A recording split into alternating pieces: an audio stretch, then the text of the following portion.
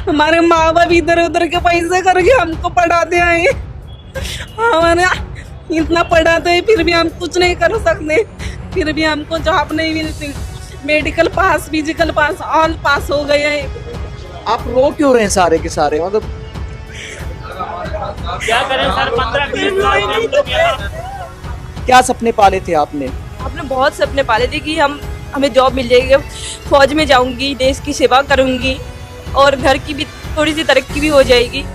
यही सपने देखे थे हम, तो सारे सपने तोड़ दिए। बेटी पढ़ाओ बेटी बचाओ, तो क्या रोड पे बैठाने के लिए हम बेटी पढ़ाएं? चूल्हे चौके ही करवाना था, पकौड़े ही तलवाना था, तो ये बिना पढ़े भी कर सकती हैं सर। नमस्कार, मैं हूं प्रवीण गौतम। दोस्तों, आज पीएम मोदी ने मन की बात की तो एसएससी छात्रों को उम्मीद थी कि युवाओं के मन की बात भी करेंगे, उनके भर्तियों की भी बात करेंगे। लेकिन यहाँ पर देश भर से बेटियां तक प्रदर्शन को मजबूर है। मैं दिखाना चाहूंगा कि देश भर से बेटियां और बेटे भर्ती के मुद्दे पर यहाँ आए हैं। इनका मुद्दा मैं बता देता हूँ। 2018 की भर्ती का विषय है एसएससी का पैरामिलिट्री फोर्सेस में भर्ती के लिए, जहां पर तमाम टेस्ट पास करने के बाद भी इनका नंबर नहीं आया और नई वैकेंसी निकाल दी गई। इनका कहना है कि जब हमने तमाम टेस्ट पास किए हैं तो पहले हमको भर्ती करना चाहिए, क्योंकि बहुत सारी छात्र छात्राओं की उम्र भी निकल गई है। तो इससे आप इनके दर्द और मजबूरी को समझ सकते हैं। आप कितने दिन से यहाँ पे? 15 दिन। आप रो क्यों रहे हैं?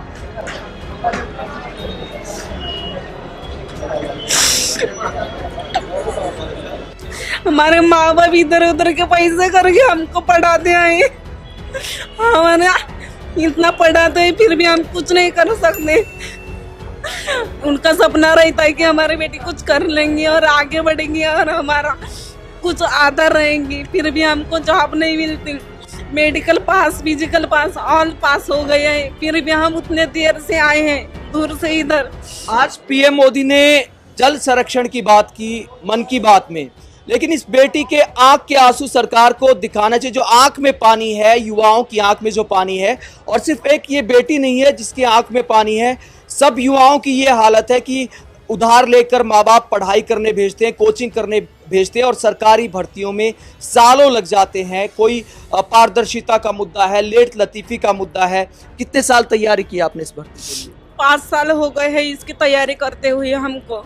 2015 से यही तैयारी कर रहे हैं, फिर भी कुछ नहीं मिला हमको। अब कुछ उम्मीद भी नहीं है। वो रेज भी हो रहे हैं हम लोग, फिर क्या करें, कहाँ जाएं?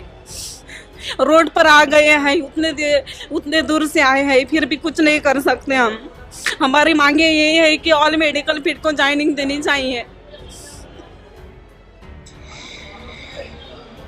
तो आप लोगों ने सरकार तक अपनी बात पहुंचाने के लिए क्या क्या प्रयास किया? हमने यहाँ पे पूरे ऑफिस पे अपने एप्लीकेशन लिख दिए हैं, फिर भी कुछ मतलब परमिशन नहीं मिल रही है। इधर जाओ तो इसकी परमिशन लाओ, इसकी उधर जाओ तो उसकी परमिशन लाओ। प्रोटेस्ट के लिए परमिशन? स्वतंत्र देश के सैनिक है, स्वतंत्र है, फिर भी इसकी परमिशन उसकी परमिशन लेनी पड़ती है हमको। हम जाए तो किसके पास जाए? आपको लगता है कि आप महाराष्ट्र से चल के दिल्ली आई हैं, तो सरकार के कानों में आपकी बात पहुंचेगी, कुछ असर करेगी लगता है? सरकार तक तो बात पहुंची होंगी, फिर भी वो कुछ ऑप्शन नहीं उठा रहे हैं। मालूम नहीं उसकी क्या ये है। तो कुछ आप सोच कर देखिए कि बहुत सारे छात्र कितनी उम्मीद के साथ तमाम राज्यों से दिल्ली में प्रदर्शन करने आते हैं कि दिल्ली देश की राजधानी है, दिल्ली में जाएंगे तो हमारे मुद्दे सुने जाएंगे। और ये जो छात्र उम्मीद लेके आते हैं उनको किस तरह जो है निराशा का सामना करना पड़ता। हो सकता है कि ये छात्र इतने दिन से यहाँ पर हैं, क्या देश में कितने लोगों को खबर है कि छात्र इस तरह का प्रदर्शन कर रहे हैं, और इस छात्रा के आंसू देश के सिस्टम पर, देश की मीडिया पर भी गंभीर सवाल उठाते हैं। इतने दिन से प्रदर्शन कर रहे हैं, इतने दिन के प्रदर्शन से बात पहुंच जाएगी क्या आपको लगता है? सर कम से कम पहुंचेगी नहीं तो कम से कम तो हमारे देश के जनता यूट्यूब के माध्यम से, सोशल मीडिया के माध्यम से तो जानेंगे, तो देखेंगे तो कि ये कैसी सरकार है जो हमारे बेटी बेटे सबको सड़क पे लाके खड़े कर दिए। आज किसान, लड़के लड़कियां सब सड़कों पे हैं सर। तो क्या ऐसी सरकार की नीति? लड़कियों को तो कहती है कि बेटी पढ़ाओ बेटी बचाओ, तो क्या रोड पे बैठाने के लिए हम बेटी पढ़ाएं? बताओ पहले आप। अगर बेटी बचाओ, बेटी चूल्हे रोड पर लाओ भी नियम चूल्हे लागू कर चौके दिया ही गया। करवाना था, पकौड़े ही तलवाना था, तो ये बिना पढ़े भी कर सकती हैं सर। जब पढ़े लिखे हैं तो उनके सपने भी बनेंगे सर। और ऐसा नहीं डायरेक्ट इन्होंने नहीं मांग के लिए कि हमने पढ़े लिखे हैं तो हमें सीधे आप नौकरी दे दीजिए। इन्होंने लिखित परीक्षा पास की, फिजिकल पास किया, मेडिकल पास किया, हर चरण पास कर लिए जितने भी सिपाही पद के होते हैं। आप कितने साल से तैयारी कर रहे हैं? 8 साल हो गई, 8 साल से हम तैयारी कर रहे हैं।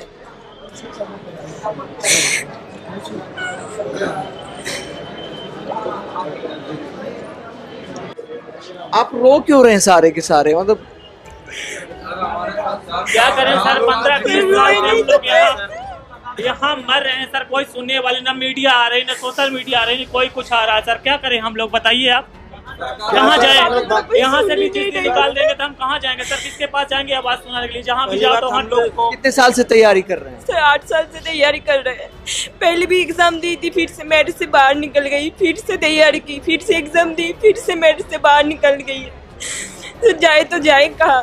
मोदी सरकार बोलती है कि बेटी बचाओ बेटी पढ़ाओ, और हम ऐसे सड़क पे खड़ी हूँ सर।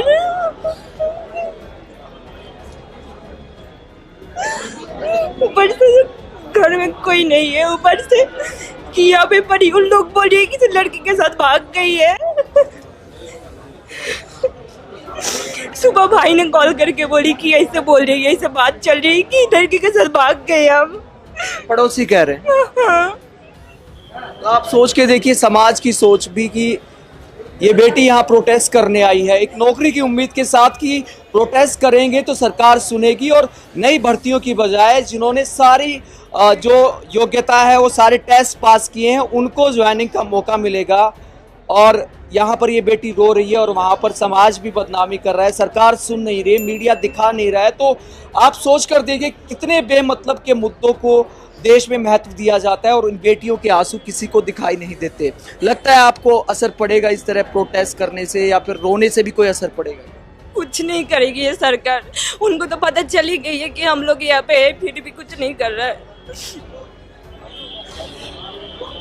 अगर पर्याप्त संख्या में जो रिक्त पद है उसकी भर्ती निकली होती तो अब तक आप भर्ती हो चुकी होती। हाँ, अगर वैकेंसी खाली है, नया वैकेंसी ला रही है, तो हम जो बच्चे फिट हुए हैं उनको ज्वाइनिंग क्यों नहीं दिया जा रहा है? नए की क्या जरूरत है? उन्होंने बोलते हैं कि वैकेंसी खाली नहीं है, तो फिर नए वैकेंसी आ कहाँ से रही है? तो आपने कितनी उम्र में तैयारी की शुरू की थी जब एसएससी? से 18 साल की उम्र से मैं शुरू कर दिया। 8 साल हो गए। हाँ। बाबा क्या करते हैं आप? बाबा इसे काम करती है, क्या काम करते हैं? लकड़ी की काम करती है। लकड़ी का काम, बढ़ई है। हाँ। तो आप सोच कर देखते हैं एक बढ़ई की बेटी है, उम्मीद करती है कि जो पिता ने मेहनत की है तो सरकारी नौकरी मिलेगी तो परिवार का मुकद्दर बदल जाएगा और एक अच्छे पद पर जाकर देश की सेवा कर सके। क्या सपने पाले थे आपने? आपने बहुत सपने पाले थे कि हमें जॉब मिल जाएगी, फौज में जाऊंगी, देश की सेवा करूंगी और घर की भी थोड़ी सी तरक्की भी हो जाएगी। यही सपने देखी थी हम, तो सारे सपने तोड़ दिए। आपके पिता क्या करते हैं? मजदूरी करते हैं। अच्छा। हाँ, मजदूरी करते हैं, इधर उधर के पैसे ब्याज से लाते हैं और हमको पढ़ाते हैं कि मेरी बेटी कुछ मतलब कुछ पढ़ लिख कर कुछ नाम कमा लेंगी कि कोई भी बोलेगी कि ये इनकी बेटियां इतना पढ़ाया है इन्होंने, मतलब कुछ बहुत आगे बढ़ेगी। ऐसा इधर उधर के पैसे लाके हमको पढ़ाते थे। तो ये आप बेटियों के आंसू देख सकते हैं और इसके जवाब में अब क्या कहें, निशब्द कर देने वाले ये आंसू हैं। हम ये भी नहीं कह सकते कि हमारे दिखाने से भी कुछ असर पड़ेगा या नहीं पड़ेगा, क्योंकि जब तक मीडिया ऐसे आंसुओं को मुद्दा नहीं बनाएगी और सारी मीडिया मिलकर नहीं दिखाएगी तब तक सरकार पर कोई असर नहीं पड़ता। एक आध यूट्यूब चैनल के दिखाने से या फिर एक आध चैनल के दिखाने से कुछ नहीं होता। जिस तरह धर्म के मुद्दों को बड़ा बनाया जाता है, सुशांत सिंह राजपूत की तरह एक मुद्दा खड़ा किया जाता है, उसी तरह आखिरकार नौकरियों के मुद्दे को बड़ा क्यों नहीं बनाया जाता?